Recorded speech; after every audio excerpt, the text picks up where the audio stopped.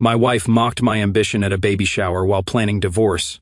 Her voice notes exposed everything. Her family turned, and I ended the marriage. Successful right in front of me at a baby shower while I am holding a gift I paid for. The words hit me like a freight train, but I kept my face neutral. Years of dealing with difficult clients taught me that much. My wife was leaning close to her sister, thinking the music and chatter would cover her voice. She was wrong. "I mean, look at this beautiful nursery," she whispered, gesturing around the perfectly decorated room. "If I had married someone with real ambition, maybe I could afford something like this for our future kids." Her sister glanced at me nervously. "You should not say things like that." "Why not? It is true," I settled, "and now I am paying for it. When we start trying for kids, they will have to make do with hand-me-downs and second-hand everything." I stood there pretending to admire the baby clothes display, while my 15-year marriage crumbled in real time. The irony was not lost on me that she was complaining about my income while wearing the designer dress I had surprised her with last month. The same woman who quit her job 2 years ago, because she needed to focus on herself, was calling me unsuccessful. The party continued around us. Aunts cooed over tiny socks, cousins compared parenting apps, and I watched my wife play the perfect, supportive sister-in-law. She laughed at jokes, helped serve cake, and complimented everyone's outfits.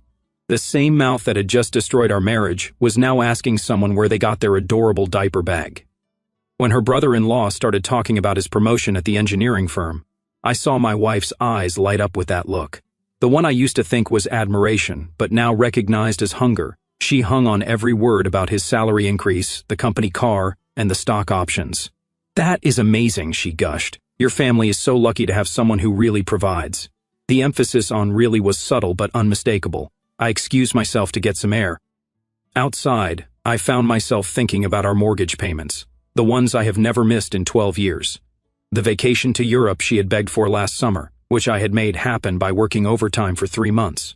The engagement ring she still wore, the one that took me 6 months to save for when I was making a quarter of what I make now, but apparently, none of that mattered. I was not successful enough for her standards. Standards she had conveniently developed after years of benefiting from my stability. My phone buzzed. A text from my neighbor asking if I could help move furniture tomorrow. I almost laughed. Here I was, the guy everyone calls when they need something fixed, moved, or handled. But my own wife thinks I am not ambitious enough. When I walked back inside, she was showing off photos of a house her college friend just bought. "Look at this kitchen island," she was telling the group. "This is what I am talking about when I say some people really know how to live." She caught my eye and smiled that bright public smile she had perfected. The same smile she would probably use tomorrow when she pretended this conversation never happened. The gift opening session started, and I watched her sister unwrap stroller after expensive stroller, each one prompting more whispered calculations for my wife about what they must have cost. She was literally taking notes on her phone about baby registry prices. "We should start thinking about our list," she murmured to me during a lull. I just nodded. What was I supposed to say? That I had heard her real opinion about having kids with someone like me? That I now knew she saw our potential children as some kind of financial disappointment before they were even conceived? The drive home was quiet. She scrolled through Pinterest, saving nursery designs that cost more than most people's cars. I focused on the road and tried to process what I had learned about my marriage. "That was nice," she finally said. "Really makes you think about our future." I almost asked what future she was talking about, the one where she is embarrassed by our life, or the imaginary one where she had married someone else. Instead, I just said, "Yeah, really makes you think." She went to bed early, claiming a headache. I sat in my home office looking at the financial spreadsheets that track every penny of our supposedly inadequate life. The emergency fund I had built, the retirement accounts I had maxed out, the life insurance policy that would take care of her if something happened to me, all apparently meaningless, because I was not successful enough to meet her new standards. I closed the laptop and made myself a decision. Tomorrow, I would start paying very close attention to what my wife really thought about our marriage.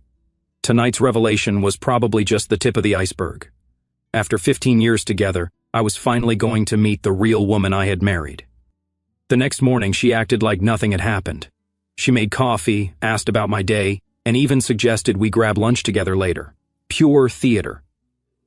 I decided to give her exactly what she expected: silence. Not the cold shoulder, not passive aggression. Just careful, calculated observation while maintaining my normal routine. "You have been quiet since yesterday," she said over breakfast. "Everything okay?" "Just thinking about work stuff," I replied, which was not technically a lie. I was thinking about a lot of things, including how someone who had not worked in 2 years felt qualified to judge my career. She nodded sympathetically. "Do not stress too much about it. We are doing fine." Fine. That was her public assessment. Privately, according to yesterday's confession, we were apparently living in disappointing mediocrity. Over the next few days, I started noticing things I had previously dismissed, like how she always found excuses to avoid neighborhood gatherings where other wives might ask about her job, or how she would get that pinched expression whenever I mentioned work projects, as if my enthusiasm about solving problems was somehow embarrassing. Wednesday evening, her college roommate called. I was reading in the living room while she talked in the kitchen, but voices carry in our house. "I know, right? Some people just have it figured out," she was saying. "Look at you and David. That new house, the kids in private school. Meanwhile, I am over here trying to convince myself that being practical is enough. Practical, that is what I had become, a practical choice." She was trying to convince herself to accept. "No, he is a good guy," she continued.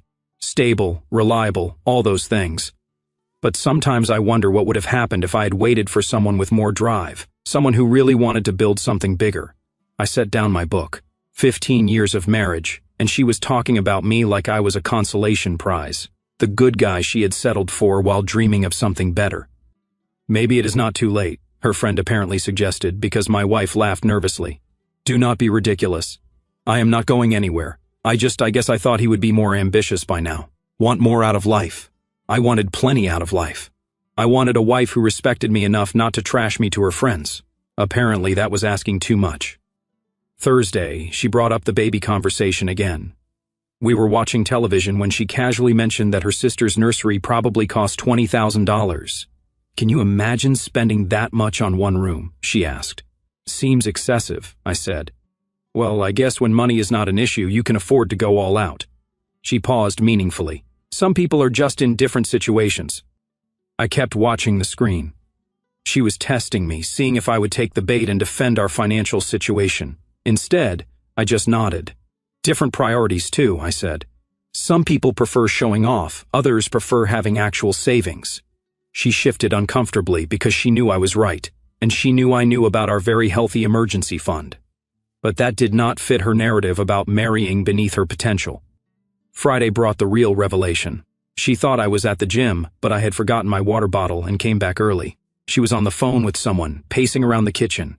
"I am not saying I do not love him," she was explaining, "but love does not pay for the life I want. And honestly, at this point, I am just hoping he gets more motivated before we have kids because I refuse to raise children in this kind of limitation." Limitation. Our 3-bedroom house in a good neighborhood was a limitation. The reliable income that paid for her yoga classes and shopping trips was inadequate. The man who had never let her worry about a single bill was disappointing. "Maybe I should push him more," she continued. "Give him some motivation to step up. Men need that sometimes, right? A little pressure to reach their potential." She was strategizing about how to manipulate me into becoming the husband she wished she had found. Not because she wanted me to be happy or fulfilled, but because my current success level embarrassed her. I stood in the hallway for another minute, listening to her detail her dissatisfaction with our life. When she started talking about maybe taking a girl's trip to clear her head and think about things, I quietly left again. That evening, she was extra affectionate, cooked my favorite dinner, asked about my day with unusual interest, and even suggested we start looking at baby books together. "I have been thinking," she said over dessert. "Maybe we should be more intentional about planning our future, setting bigger goals." "What kind of goals?" "Well, like your career, maybe it is time to take some risks, you know? Apply for bigger positions, really put yourself out there." I nodded thoughtfully. Interesting timing for that suggestion. Something flickered in her expression. "What do you mean?" "Nothing specific.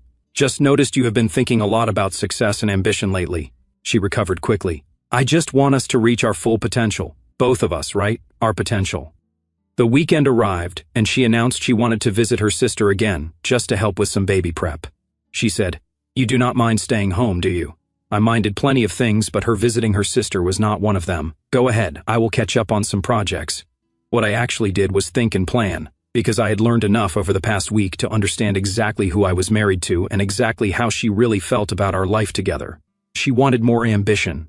She was about to see just how strategic I could be when properly motivated. Sunday afternoon, my phone started ringing. First, my mother-in-law, then my brother-in-law, then my wife's cousin. All within 20 minutes. I was replacing the kitchen faucet when the call started. My wife was still at her sister's place, supposedly helping organize baby clothes. The first call, I ignored. The second made me curious. By the third, I knew something had happened. My mother-in-law's voicemail was short and confused. "Honey, can you call me back? I think there might be some kind of misunderstanding with some messages we received." My brother-in-law was more direct. "Dude, what the hell is going on? Did you hear what happened in the family group chat? I did not even know there was a family group chat." Before I could call anyone back, my wife burst through the front door, face flushed, and phone pressed to her ear. "Mom, please just delete them," she was saying frantically. "It was a mistake. They were not supposed to. No, do not listen to them again." She saw me standing there with my wrench and froze. "I will call you back," she whispered into the phone and hung up. "Everything okay?" I asked calmly. "There has been a technical issue," she said quickly. "My sister accidentally, her phone malfunctioned and sent some old voice messages to the family group. Nothing important." "What kind of voice messages?" She started crying right there in the doorway. Full waterworks. They were taken out of context. I was just venting to her about stupid stuff. Everyone does that. My phone rang again. This time I answered. "Hey," my sister-in-law's voice was uncomfortable. "Look, I need to tell you something. I was trying to forward a voice message to my mom about the baby shower photos, and I accidentally selected the family group instead. But the messages that went out, they were not about photos." I looked at my wife, who was shaking her head frantically. "What messages?" I asked. "The ones from today where she was talking about you, and about the marriage. I'm so sorry. I had no idea she felt that way." My wife grabbed my phone. I stepped back. "Can you forward them to me?" I asked. "I do not think that is a good idea," my sister-in-law said. "Maybe you two should just talk." "Forward them," I repeated. My wife ran upstairs.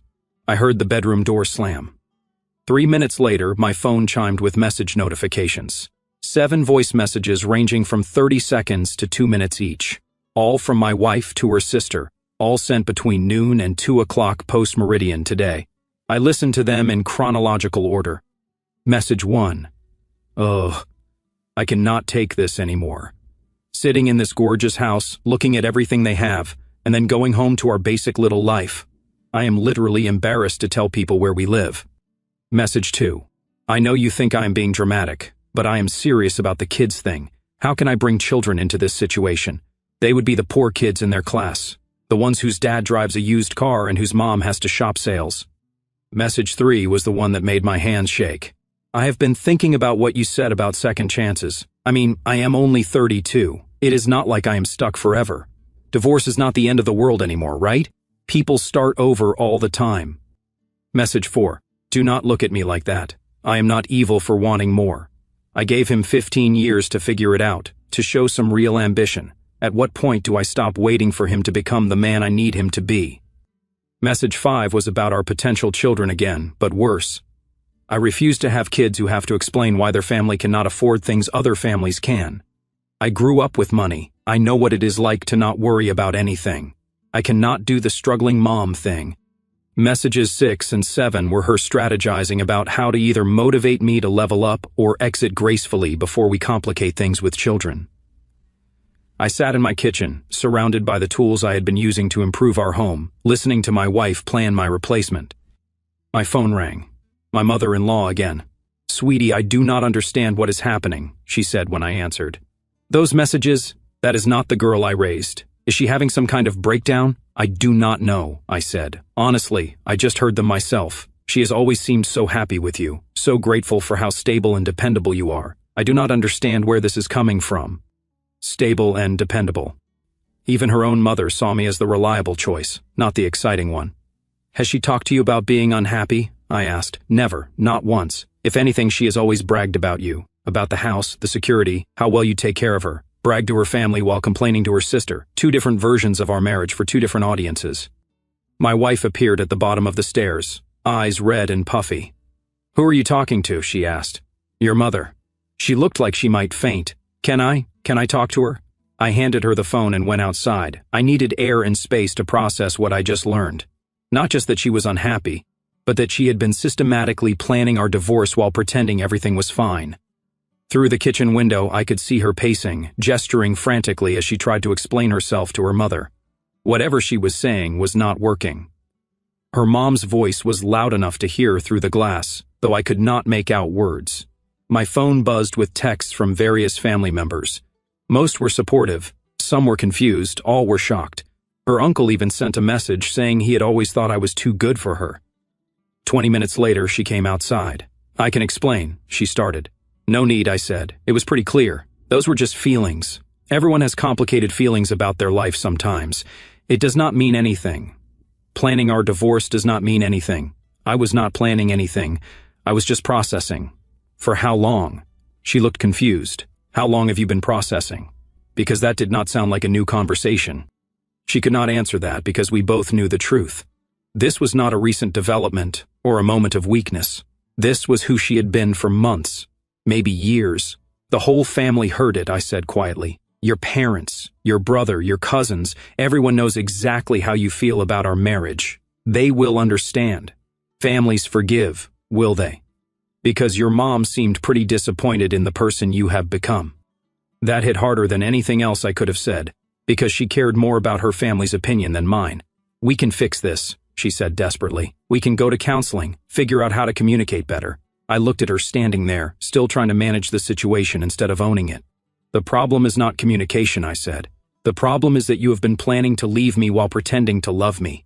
And now everyone knows it." Monday evening, her parents requested a family meeting. They did not ask, they requested.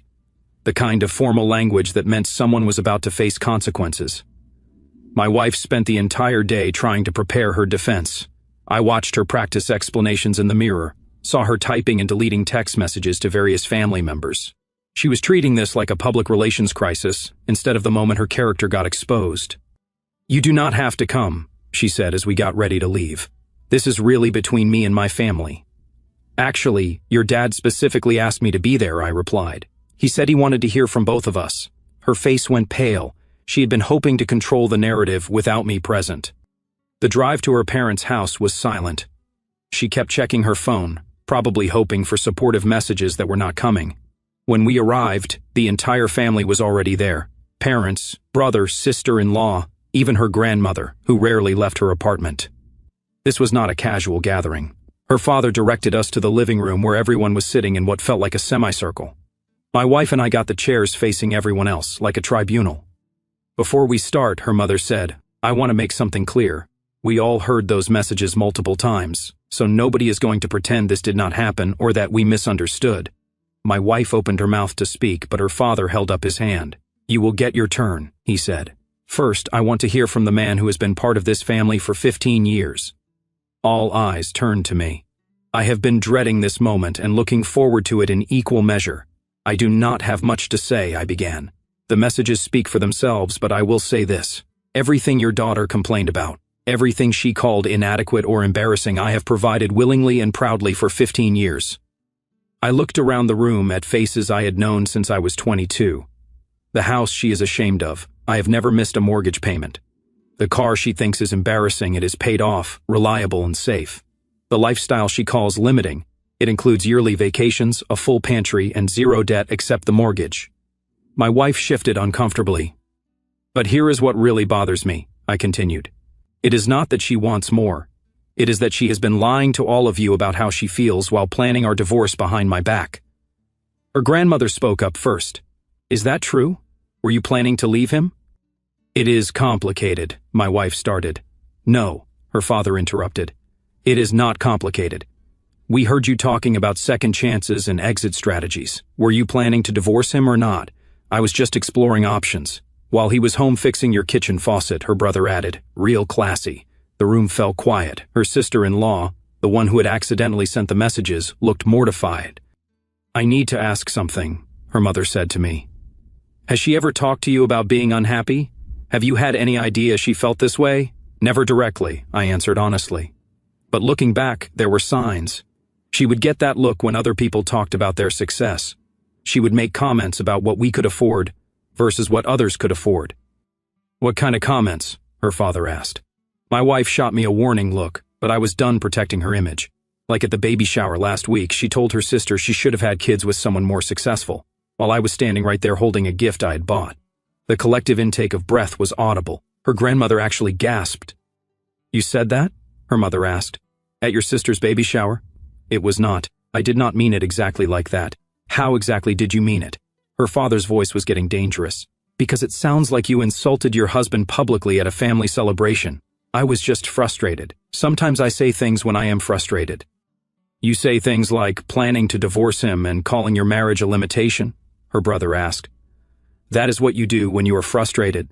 The attack was coming from all sides now. I almost felt bad for her. Almost. "Let me ask you something," her grandmother said, her voice sharp despite her age. "What exactly do you contribute to this marriage that makes you think you deserve better?" The question hung in the air like a bomb. "I contribute plenty," my wife said defensively. "Like what?" her grandmother pressed. "You do not work. You do not pay bills. You do not even do the home repairs. So what makes you think you are settling?" "I manage the household." Her sister-in-law laughed bitterly. "You mean you spend his money and complain about not having more of it? That is not fair." "What is not fair?" her father said, standing up. "Is that man working for 15 years to give you a good life while you secretly plan to leave him for someone with more money?" The room erupted. Her mother started crying. Her brother called her selfish. Her grandmother muttered something about being raised better than this. Through it all, I sat quietly and watched my wife realize that her family was not going to support her version of events. "You want to know what is really disappointing?" her father continued. "It is not that you are unhappy. People get unhappy.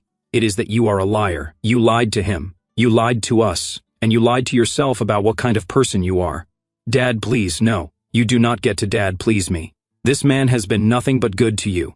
Good to this family and good to your mother and me. And you repay him by shopping for his replacement." Her mother stood up and walked over to me. "I owe you an apology," she said. "I raised her better than this, or I thought I did." "You do not owe me anything," I replied. "Yes, I do, because I'm ashamed of what she has become, and you deserve better from this family." My wife finally broke down completely. "I never meant for any of this to happen. I love him. I do." "No," her grandmother said firmly. "You love what he provides. You love the security and the stability, but you do not love him enough to respect him." The meeting ended with her family making their position clear. They supported me, not her. They were disgusted by her behavior and disappointed in who she had become. The drive home was brutal. She cried, apologized, and begged for forgiveness. But the damage was done, and we both knew it. "Your own family turned against you," I said as we pulled into our driveway. "They will come around.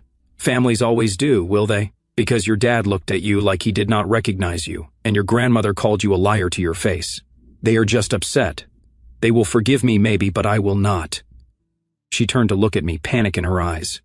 "What does that mean?" "It means this marriage is over. The only question now is how we end it." Tuesday morning, I took the day off work, not to talk, or reconcile, or attend couples therapy, but to handle business. My wife woke up hoping yesterday was some kind of nightmare we could move past. She made coffee, started talking about how we could rebuild trust, and mentioned seeing a counselor. "Before we discuss anything," I said, "we need to address some practical matters." "What kind of practical matters?" I pulled out a folder I prepared the night before. 15 years of documentation. "First, let us talk about our joint credit cards. The ones where you are an authorized user, not a primary holder." Her face changed as she realized this was not a relationship conversation. "I called this morning and had you removed from all accounts. The cards in your wallet are now inactive. You cannot do that. Actually, I can since I am the primary holder, and you contribute zero income to pay them off." I opened the folder and pulled out the first sheet. "Here is your spending from last month alone. Yoga classes, $200. Lunch with friends, $350. Shopping at Target, $180. Sephora, $220. Total discretionary spending, $950. She stared at the numbers. "Compare that to my discretionary spending, $60 for coffee and $40 for lunch twice. $100 total. This is ridiculous. We are married. That is our money. Correction, it is my money that I have shared with you. There is a difference." I pulled out the next document. Second item, the joint checking account. I have opened a new personal account and redirected my direct deposit. The joint account now has exactly $0 in it.